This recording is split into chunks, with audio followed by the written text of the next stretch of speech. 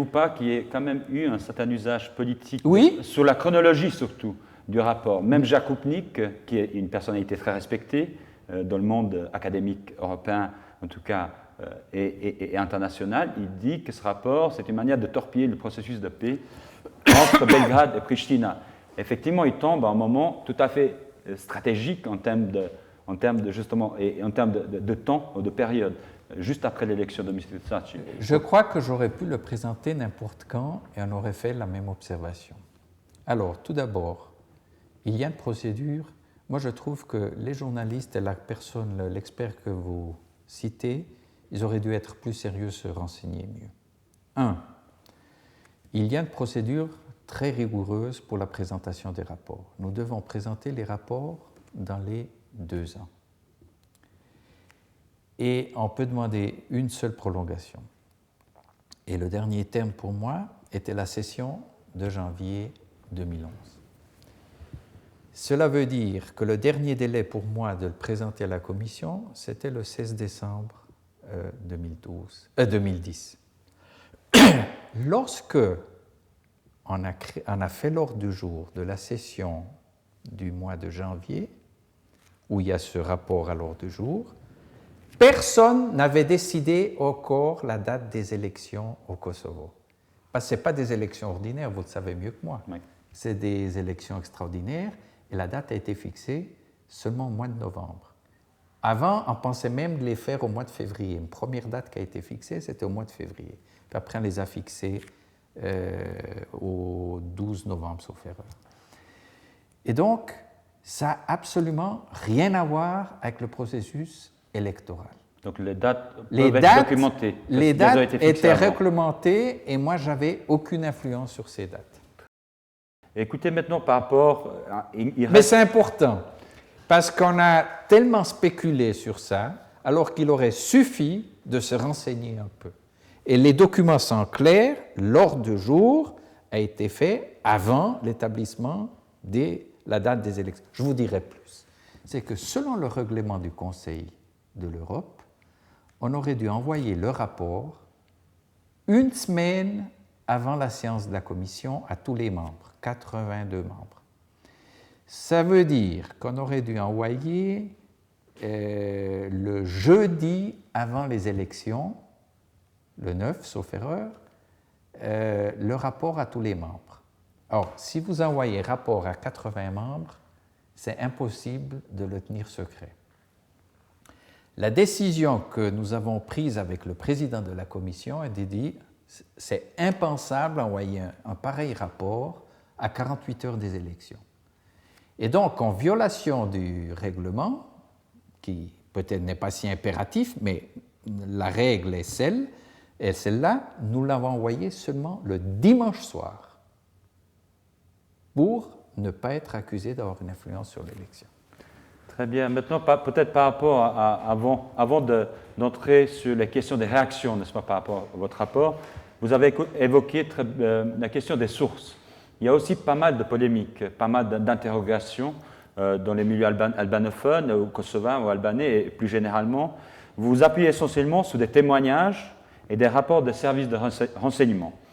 On critique vos sources sur lesquelles vous appuyez vos accusations, y compris que vous ne les pas rencontré vous-même, les témoins. Comme vous l'évoquez dans le rapport, c'est pour des raisons liées aux conditions dans lesquelles vous avez pu travailler et puis la question de la protection des témoins. Mais en plus, on dit que les pays qui vous ont aidé le plus... Certains, pas tous. Certains ont parlé personnellement avec moi. Mais en tout cas, la majorité, ça n'a pas été le cas. Non, je ne dirais pas. Les témoins clés sont des témoins qui ont parlé avec nous et ça n'a pas été facile parce que les témoins devaient avoir une garantie absolue de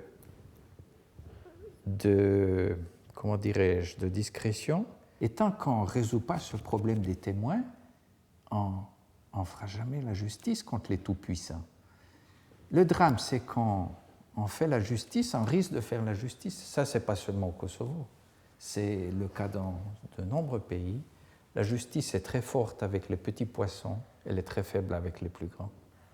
Mais là aussi, vous vous appuyez aussi sur des services de renseignement, n'est-ce pas? Sur des rapports des services de renseignement, et services de renseignement des pays, notamment, qui ne sont pas nécessairement en faveur du Kosovo. Pouvez-vous nous en dire un peu plus? Parce qu'il y a beaucoup de spéculations, beaucoup de bruit autour de ces rapports. Est-ce que vous pouvez vraiment nous éclairer là-dessus? Ce n'est pas les services qui m'ont donné officiellement ces rapports, n'ayez crainte. Et ces rapports ont suscité en général l'irritation des chancelleries parce que ça n'allait pas dans leur sens. Et le Bundesnachrichtendienst allemand, vous savez que le rapport a été leaké, comme on dit en bon français, c'est-à-dire qu'il a été rendu public par le Spiegel en 2005.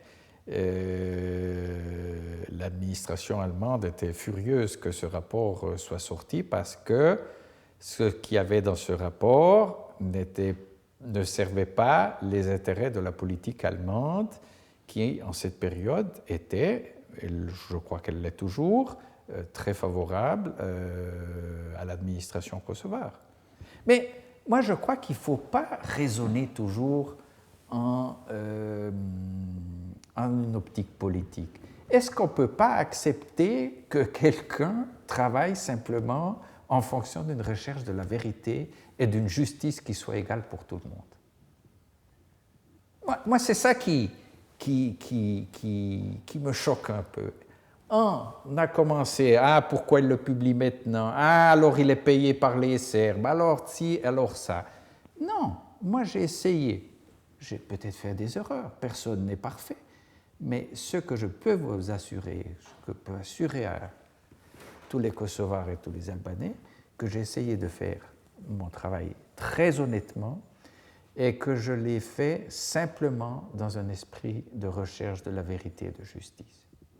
Et je sais, parce que ça fait des décennies que je travaille dans ce domaine, que la recherche de la vérité peut faire mal. Mais à la fin, c'est un mal nécessaire. Mais aussi la méthode, n'est-ce pas? On doit choisir aussi ces méthodes, bien sûr. Quelles autres méthodes? Par exemple, les rapports. La presse serbe évoque que vous êtes servi des rapports de justice, des rapports ce qu'on appelle de la justice serbe. Non. Est-il vrai? Non. Effectivement, puisque souvent... non. Si vous lisez bien le rapport, je suis même critique envers l'autorité judiciaire serbe, qui, selon moi, je le dis, je crois qu'elle ferait mieux de faire un peu moins de relations publiques et de travailler un peu plus sérieusement. Puisqu'on le sait, ces rapports les aveux sont tirés sur la base des tortures dans les geôles serbes. Non, mais donc, je peux vous assurer et vous donner ma parole d'honneur que aucun matériel serbe n'a pu être utilisé.